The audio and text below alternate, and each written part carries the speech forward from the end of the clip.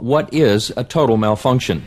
Three types of total malfunction, where you can't find the ripcord, you find the ripcord, you can't pull it, and you find the ripcord, you pull the ripcord, and nothing happens after that.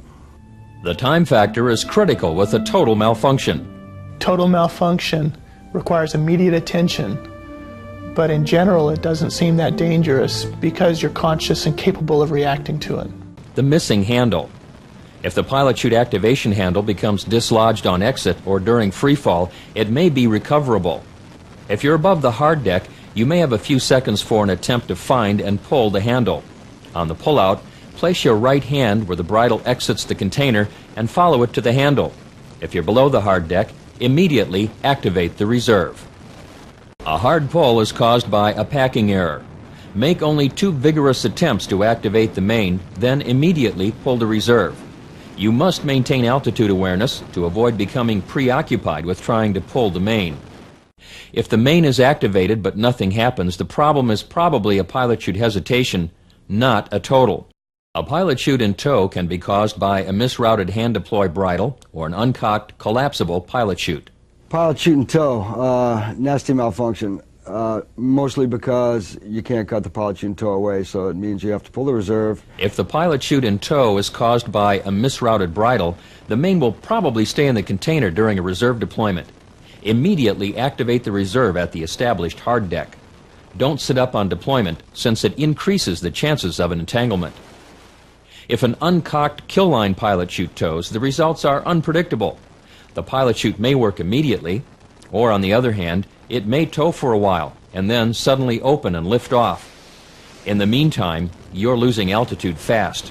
When you reach the hard deck, pull the reserve. High-speed partial malfunctions. A high-speed malfunction requires immediate action because you're at freefall speeds and time is critical. You have a partial malfunction if your main canopy has left the container. Remember, if you have a partial malfunction, you must cut away before you pull the reserve to avoid an entanglement. Horseshoe malfunction is when part of the parachute is attached to you in a place other than the risers. The parachute goes up and back down, and it's tied to your hand or tied to your foot or tied to part of the container system. A horseshoe can result if the main leaves the container with the pilot chute still in the pouch. This can happen from inadequate bridle retention, or if the bridle is snagged on exit, or if the jumper mistakenly pulls the bridle instead of the pilot chute handle. If the pilot chute is in the pouch, try to extract it and then deal with the result. Here you see the worst possible situation, a horseshoed main that the jumper can't clear. Obviously, a breakaway lessens the chances of a reserve entanglement. However, a horseshoe may not develop enough drag to release the risers or activate an RSL. If you run out of time, your only option is to pull the reserve and hope for the best. The next high-speed malfunction we'll examine is the bag lock. Bag lock is high-speed malfunction. You're probably with a bag lock.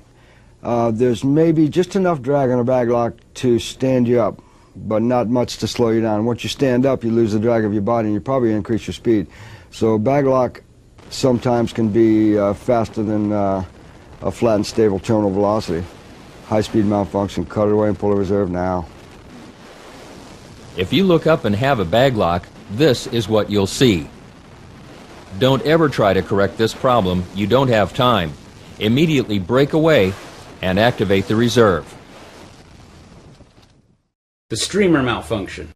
The streamer is a high-speed partial malfunction. The streamer malfunction is deceptive because it looks like the beginning of a typical opening, but it's stuck.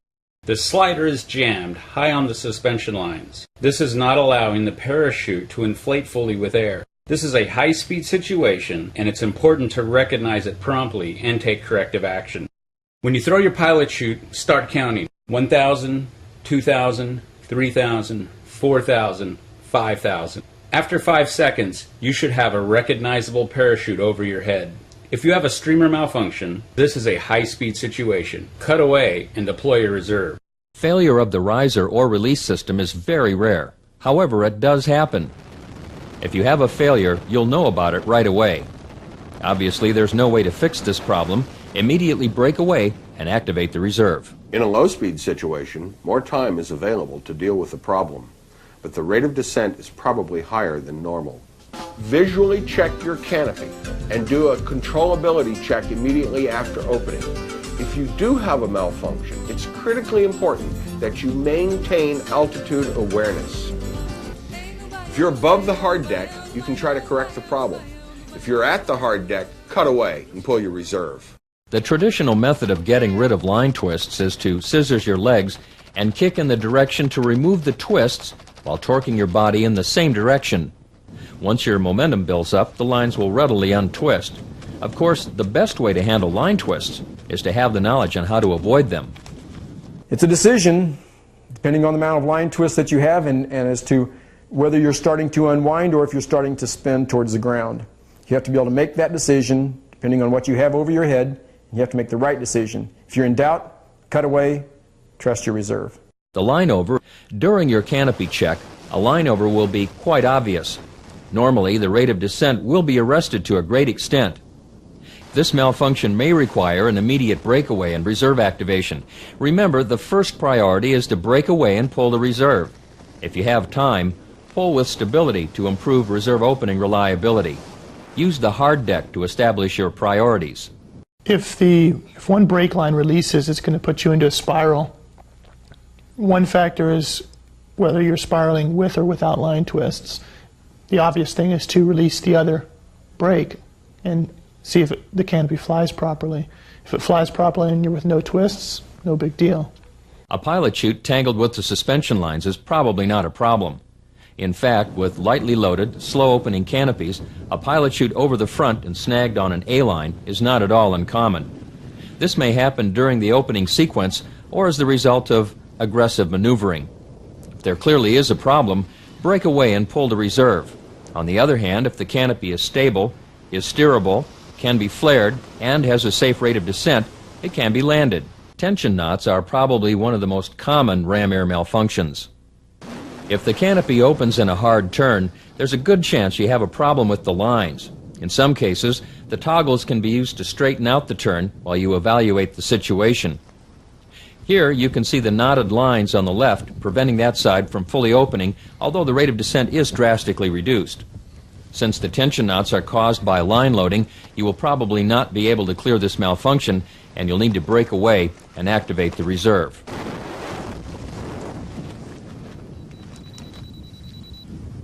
If you open and have tension knots that include either the front and back line groups or the right and left line groups, the slider may be entangled as well. The higher the slider is up the lines, the more the canopy is prevented from fully opening and the higher the rate of descent. Again, you may be able to use the toggles to straighten out the turn while you evaluate the situation.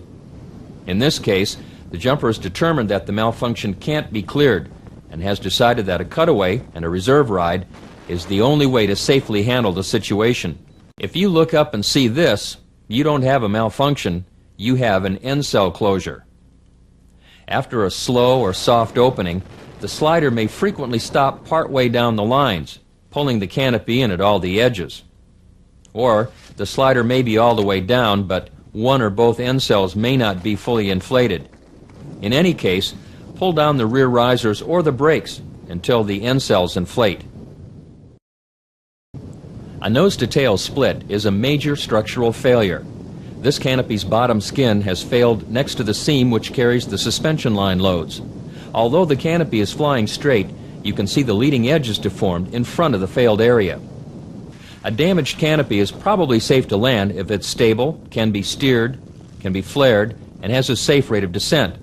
Carefully monitor your altitude to make sure you stay above the hard deck while you evaluate the canopy's controllability. When you check the handling, make sure the canopy is well behaved during slow flight and during the flare, since you need to do both to land. Although a control problem will be quite evident, determining that the rate of descent is safe for landing may be difficult. If you're jumping a canopy with a high wing loading, it's probably not a good idea to land it. In any event, if there clearly is a problem or any doubt exists, break away and activate the reserve.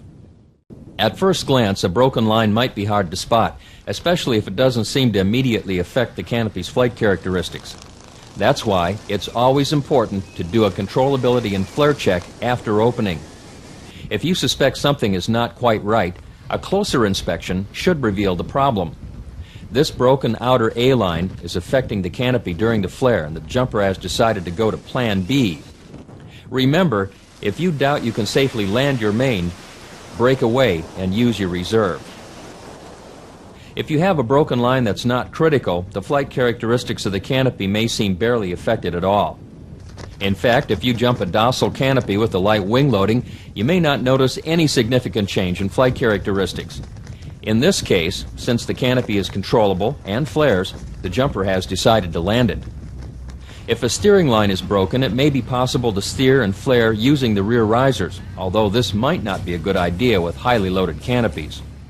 A simultaneous or near simultaneous deployment may cause both the main and reserve to open.